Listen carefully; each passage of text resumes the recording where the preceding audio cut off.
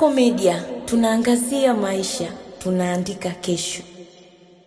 Bado inasimama kuunga mkono hoja ya pendekezo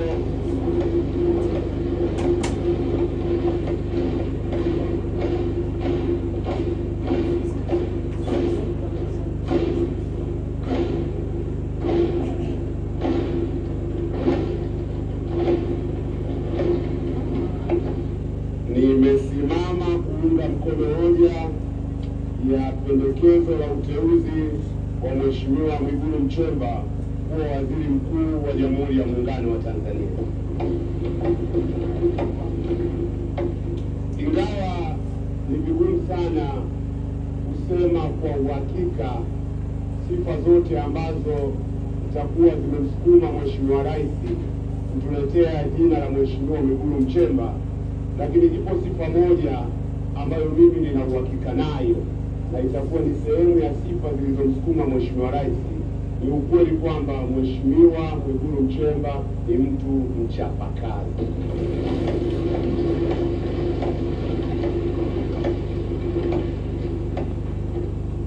Kwa hiyo kwetu sisi tulio wachache tunapenda kusema bayana kwamba tunakuunga mkono kama ishara ya kukukopesha imani, tukiwa na uhakika kwamba utachapa kazi.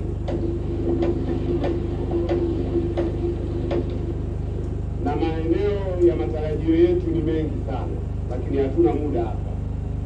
La kwanza, tuna imani kwamba Mheshimiwa Mwigulu Nchemba utasimamia vizuri serikali katika usimamizi wa rasilimali za taifa katika kuwaletea wananchi maendeleo.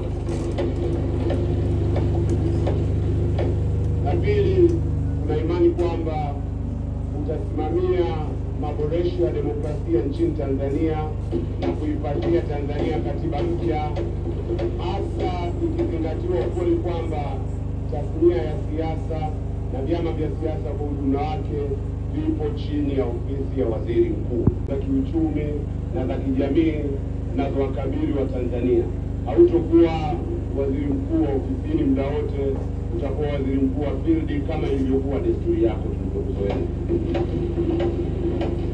Wenzangu kutoka upande wa walio wachache wameniomba niwasilishe ombi, ingawa limesemwa katika sifa zako kwamba milango yako iwe wazi, utupokee wakati wote, kwa sababu katika bunge hili sisi sote tumekula kiapo kimoja cha kuwa wabunge wa Bunge la Jamhuri ya Muungano wa Tanzania, ili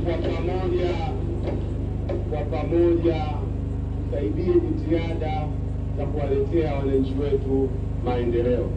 Na la mwisho, kwa wanakandanda, ndugu Nchemba ni mwana Yanga mwenzangu.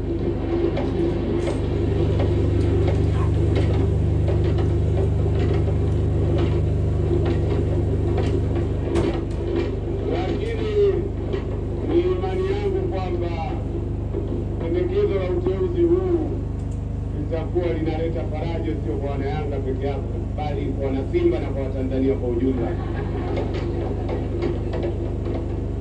Asante sana.